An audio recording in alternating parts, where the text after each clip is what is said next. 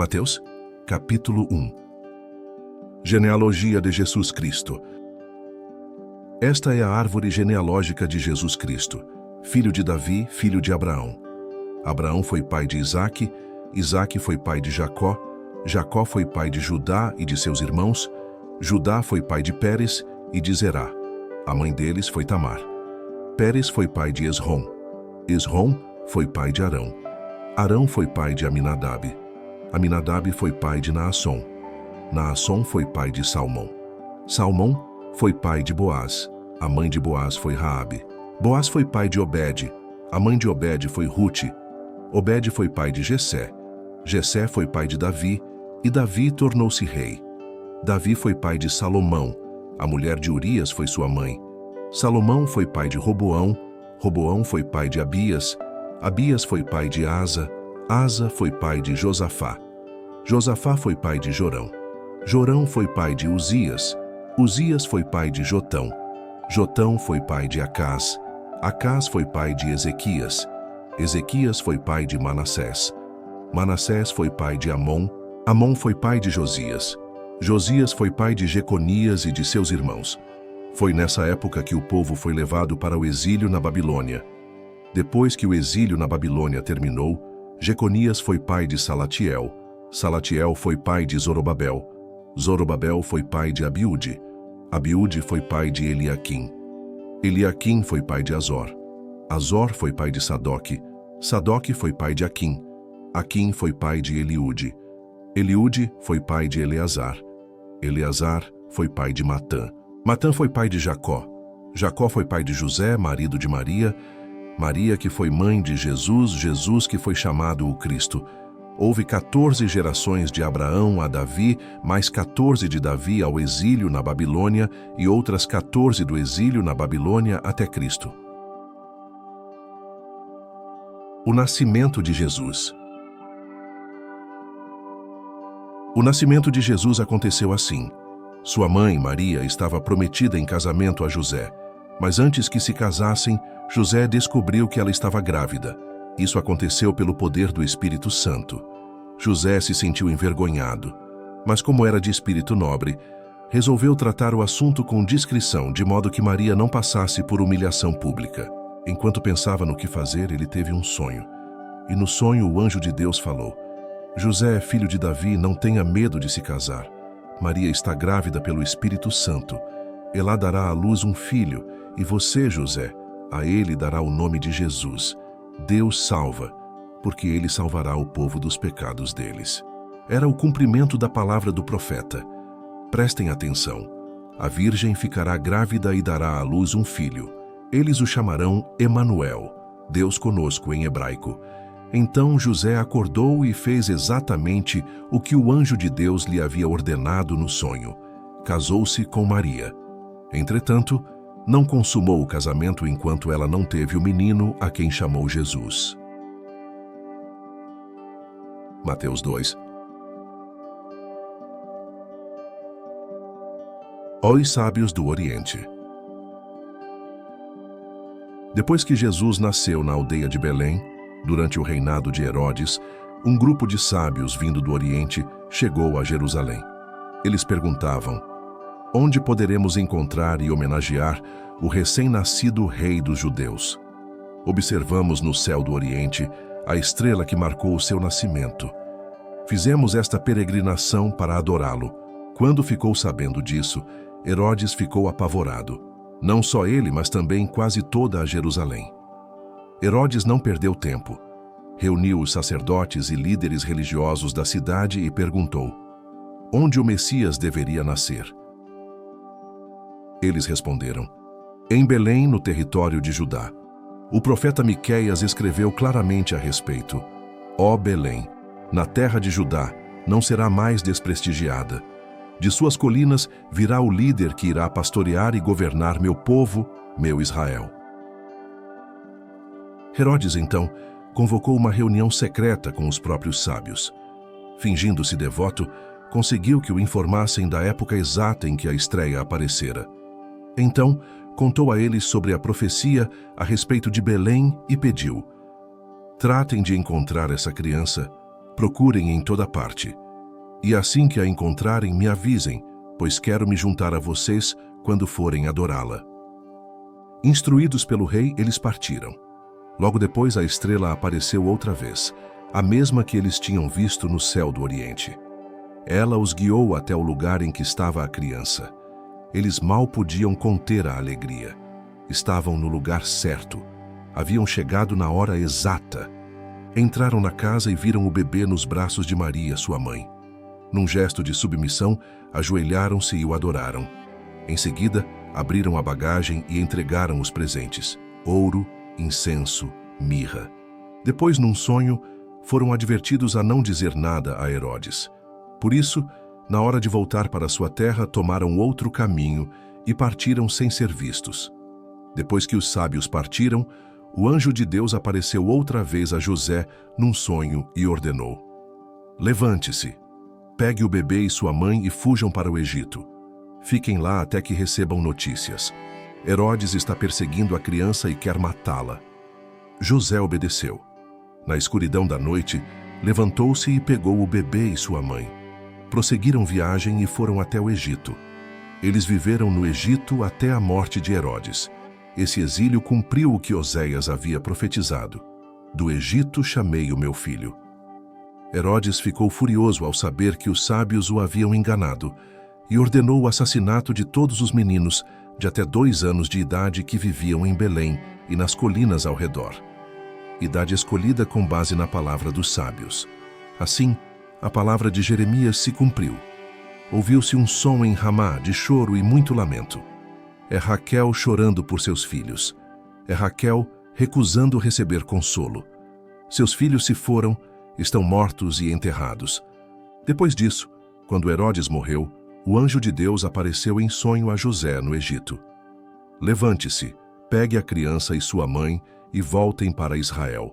Todos os que queriam matar a criança estão mortos. José obedeceu. Levantou-se, pegou a criança e sua mãe, e eles voltaram para Israel.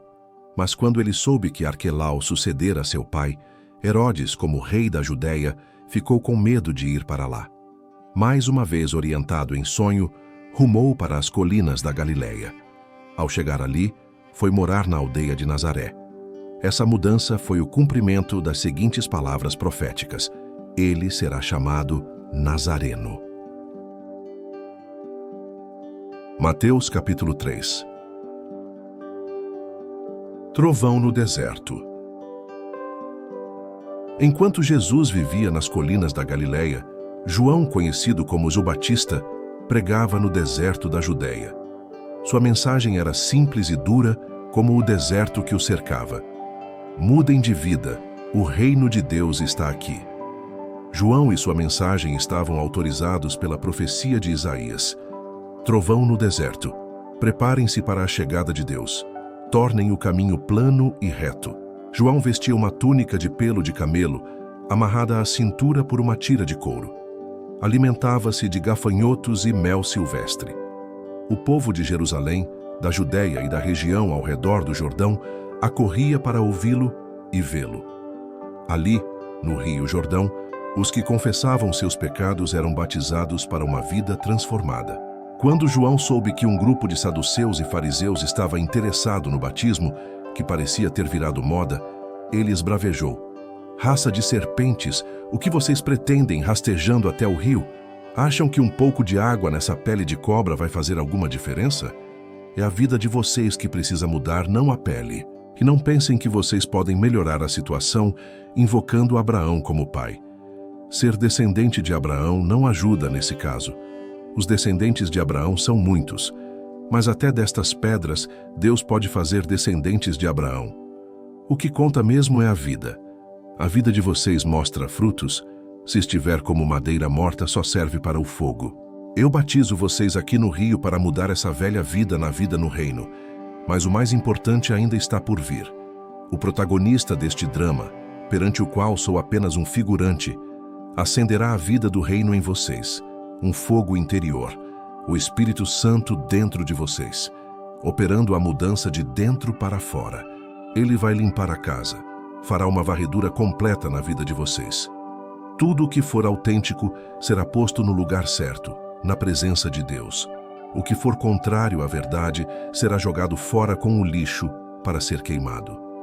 Certo dia, tendo chegado da Galileia, Jesus foi ao rio Jordão. Ele queria que João o batizasse. João fez objeção. Como assim? Eu é que deveria ser batizado, não você. Mas Jesus insistiu. Você tem de fazer isso. Deus trabalhou todos estes séculos, preparando tudo para que este batismo acontecesse. Então João o batizou. Assim que Jesus saiu da água, os céus se abriram, e ele viu o Espírito de Deus à semelhança de uma pomba, descendo e pousando nele. Com a visão do Espírito, ouviu-se uma voz. Este é o meu filho, escolhido e marcado pelo meu amor, a alegria da minha vida. Mateus capítulo 4. A prova. A seguir, Jesus foi levado pelo Espírito para o deserto. Era a hora da prova, e o diabo é quem iria testá-lo. Jesus preparou-se para a prova, jejuando 40 dias e 40 noites. O jejum deixou-o com muita fome, e o diabo aproveitou-se disso para aplicar a primeira prova. Já que você é o Filho de Deus, dê a ordem que transformará essas pedras em pães. Citando Deuteronômio, Jesus respondeu: É preciso mais que pão para permanecer vivo. São necessárias palavras firmes que procedem da boca de Deus. Para a segunda prova, o diabo levou Jesus à cidade santa. Ele o pôs na parte mais alta do templo e desafiou-o. Já que você é o Filho de Deus, pule. Para instigá-lo, o diabo citou o Salmo 91. Ele o entregou ao cuidado dos anjos. Tanto o protegerão que você não machucará nem mesmo o dedo numa pedra. Jesus contra-atacou com outra citação de Deuteronômio. Não tenha a ousadia de testar o Senhor seu Deus. Para a terceira prova, o diabo transportou-o até o pico de uma imensa montanha. Tentando ser convincente, mostrou-lhe todos os reinos da terra, com todo o seu fascínio. Então fez a proposta: tudo isso é meu. Basta que você se ajoelhe e me adore, e tudo será seu. A resposta de Jesus foi curta e direta: caia fora, Satanás. E mais uma vez recorreu a Deuteronômio para repreendê-lo. Adore somente ao Senhor seu Deus. Sirva ao Senhor com absoluta inteireza de coração. Fim da prova.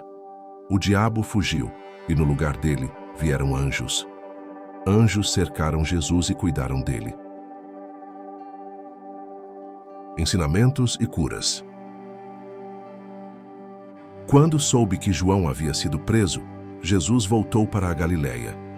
Mudou-se de Nazaré, sua cidade natal, para a aldeia de Cafarnaum, junto ao mar da Galileia, no sopé dos montes de Zebulon e Naftali.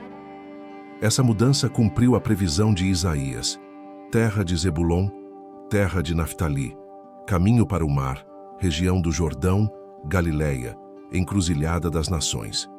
O povo que vivia nas trevas viu grande luz. Assentados naquela escura região da morte, viram o sol raiar. A mensagem profética de Isaías cumpriu-se na Galileia, no momento em que Jesus começou a pregar. Ele continuou do ponto em que João havia parado. Mudem de vida. O reino de Deus está aqui. Caminhando pela praia do mar da Galileia, Jesus avistou dois irmãos, Simão, mais tarde chamado Pedro, e André. Eles estavam pescando, lançando as redes no mar. Era nisso que trabalhavam. Jesus convidou: venham comigo.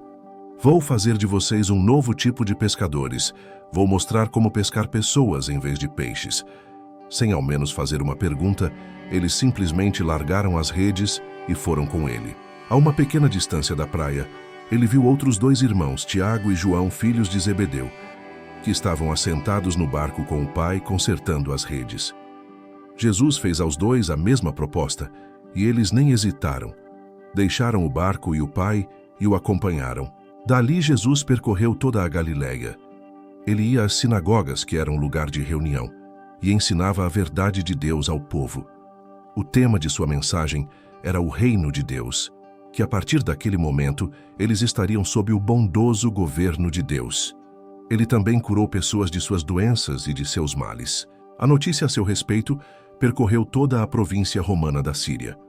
As pessoas traziam todos que tivessem alguma doença, mental, espiritual, emocional ou física.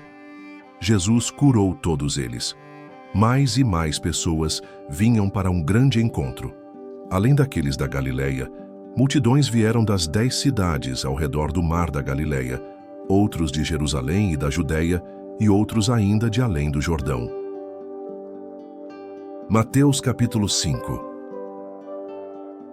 Os abençoados. Quando percebeu que seu ministério começava a atrair multidões imensas, Jesus subiu a uma montanha. Solicitou aos que estavam aprendendo com ele que o acompanhassem. Quando chegaram a um lugar bem tranquilo, ele se assentou e começou a ensinar aos seus companheiros de caminhada. Abençoados são vocês, que nada mais têm para oferecer. Quando vocês saem de cena, há mais de Deus e do seu governo. Abençoados são vocês, que sofrem por terem perdido o que mais amavam. Só assim poderão ser abraçados por aquele que é o amor supremo. Abençoados são vocês que se contentam com o que são, nem mais nem menos. Assim vocês se verão como os orgulhosos donos de tudo que não pode ser comprado. 6. Abençoados são vocês que sentem fome de Deus. Ele é comida e bebida, é alimento incomparável. Abençoados são vocês que se preocupam com o bem-estar dos outros. Na hora em que precisarem de ajuda, também receberão cuidado. Abençoados são vocês que puseram em ordem seu mundo interior, com a mente e o coração no lugar certo. Assim, vocês poderão ver Deus no mundo exterior. Abençoados são vocês que conseguem mostrar que cooperar é melhor que brigar ou competir. Desse modo, irão descobrir quem vocês realmente são e o lugar que ocupam na família de Deus. Abençoados são vocês, cujo compromisso com Deus atrai perseguição. A perseguição os fará avançar cada vez mais no reino de Deus. E isso não é tudo. Considerem-se abençoados sempre que forem agredidos, expulsos ou caluniados para me desacreditar. Isso significa que a verdade está perto de vocês o suficiente para os consolar, consolo que os outros não têm. Alegrem-se quando isso acontecer. Comemorem porque, ainda que eles não gostem disso, eu gosto, e os céus aplaudem pois sabem que vocês estão em boa companhia. Meus profetas e minhas testemunhas sempre enfrentaram essa mesma dificuldade. Sal e luz. Permitam-me dizer por que vocês estão aqui. Vocês estão aqui para ser o sal que traz o sabor divino à terra. Se perderem a capacidade de salgar, como as pessoas poderão sentir o tempero da vida dedicada a Deus? Vocês não terão mais utilidade e acabarão no lixo. Há uma outra maneira de dizer a mesma coisa. Vocês estão aqui para ser luz, para trazer as cores de Deus ao mundo. Deus não é um segredo a ser guardado. Vamos torná-lo público, tão público quanto uma cidade num plano elevado. Se faço de vocês portadores da luz, não pensem que é para escondê-los debaixo de um balde virado. Quero posicioná-los onde todos possam vê-los. Agora que estão no alto do morro, onde todos conseguem enxergá-los, tratem de brilhar. Mantenham sua casa aberta. Que a generosidade seja a marca da vida de vocês. Mostrando-se acessíveis aos outros, vocês motivarão as pessoas a se aproximar de Deus, o generoso Pai do céu. Cumprindo a lei de Deus. Não pensem nem por um instante que eu vim anular as Escrituras, a lei de Deus ou os profetas. Não estou aqui para anular, mas para cumprir. Estou reposicionando as coisas, ajuntando-as no quadro geral, para que fiquem no devido lugar. A lei de Deus é mais real e duradoura que as estrelas do céu, e que o chão debaixo dos nossos pés. Depois que as estrelas desaparecerem e a terra for consumida pelo fogo, a lei de Deus ainda estará viva e operante. Se alguém considerar de pouca importância mesmo o menor item na lei de Deus, estará diminuindo apenas a si mesmo. Levem-na a sério, mostrem o caminho para os outros e terão um lugar de honra no reino. Se a conduta de vocês não for mais correta do que a dos fariseus, vocês não preencherão nem o requisito básico para entrar no reino de Deus. Assassinato. Vocês conhecem bem o mandamento dos antigos: não matarás. Pois afirmo que qualquer que guarde rancor de um irmão é culpado de assassinato. Chame um irmão de idiota e você corre o risco de parar num tribunal. Chame sua irmã de burra e estará no limiar do inferno. O simples fato moral é que palavras matam. É assim que eu quero que vocês se conduzam. Se alguém estiver no local do culto, prestes a fazer tuna oferta, e de repente se lembrar de que um amigo tem algum ressentimento contra ele, deixe de lado a oferta, saia imediatamente, procure o amigo e conserte a situação. Depois de fazer isso, então poderá voltar e oferecer seu culto a Deus. Se você estiver na rua e um velho inimigo se aproximar, não hesite um segundo sequer. Tome a iniciativa de consertar a situação com ele. Afinal, se deixar que ele faça o primeiro movimento, sabendo como ele é, provavelmente você irá parar no tribunal ou mesmo na cadeia. Se isso acontecer, você terá de pagar uma bela multa para sair de lá. Adultério e divórcio. Vocês também conhecem este mandamento: não vá para a cama com quem é casado. Mas não pensem que terão preservado a sua virtude simplesmente porque não foram para a cama. De fato, o coração pode ser corrompido pelo desejo ardente ainda mais rapidamente que o corpo. Aqueles olhares maliciosos que parecem passar despercebidos também corrompem. Não finjam que isso é fácil. Se querem viver uma vida moralmente pura, façam o seguinte: ceguem o olho direito assim que o apanhar num olhar malicioso. É preciso escolher entre viver com um olho só ou sofrer o juízo de ser lançado num depósito de lixo moral. Se for preciso, amputem a mão direita para que ela não se erga contra ninguém. É melhor ter um membro amputado que sofrer o juízo de ter o corpo inteiro jogado no lixo. Estão lembrados do que dizem as Escrituras: quem se divorciar de sua esposa, que o faça legalmente, dando-lhe o documento de separação e seus direitos legais. Muitos de vocês estão usando essa lei como desculpa para seu egoísmo e seus caprichos, fingindo que estão fazendo algo justo só porque é legal. Por favor, parem de fingir. Se você se divorciar da sua esposa, será responsável por torná-la adúltera, a não ser que ela já o seja por ter se tornado promíscua. Se você se casar com uma adúltera divorciada, será automaticamente um adúltero. Você não pode usar a cobertura da lei para mascarar uma falha moral. Amem os inimigos. Este é outro ditado antigo que merece nossa atenção. Olho por olho, dente por dente. Pergunto se isso nos leva a algum lugar. Aqui está o que proponho: não revide de jeito nenhum. Se alguém bater no seu rosto, ofereça-lhe o outro lado. Se alguém o levar ao tribunal e exigir sua camisa, embrulhe para presente seu melhor casaco e entregue-o a ele. Se alguém se aproveitar de você para levar vantagem injustamente, aproveite a ocasião para praticar a vida de servo. Nada de pagar na mesma moeda. Viva generosamente. Vocês conhecem a antiga lei. Amem seus amigos e seu complemento não escrito. Odeiem seus inimigos. Quero redefinir isso. Digo que vocês devem amar os inimigos. Deixem que tirem o melhor de vocês, não o pior. Se alguém fizer mal a vocês, reajam com a força da oração, pois assim agirão do fundo do seu verdadeiro ser, do ser que Deus criou. É o que Deus faz. Ele dá o melhor, o sol que aquece e a chuva que traz vida, a todos, sem distinção, os bons e os maus, os simpáticos e os antipáticos. Se tudo o que vocês fazem é amar apenas quem é amável, que recompensa esperam receber? Qualquer um pode fazer isso. Querem uma medalha por cumprimentar apenas os que são simpáticos com vocês? Qualquer pecador desqualificado age assim. Se tudo que vocês fazem é amar apenas quem é amável, que recompensa esperam receber? Qualquer um pode fazer isso. Querem uma medalha por cumprimentar apenas os que são simpáticos com vocês? Qualquer pecador desqualificado age assim. Somos um facilitador a serviço do reino. Ajude-nos a atingir mais vidas. Se esse vídeo já te ajudou até aqui, deixa o seu like para eu saber que a palavra te alcançou.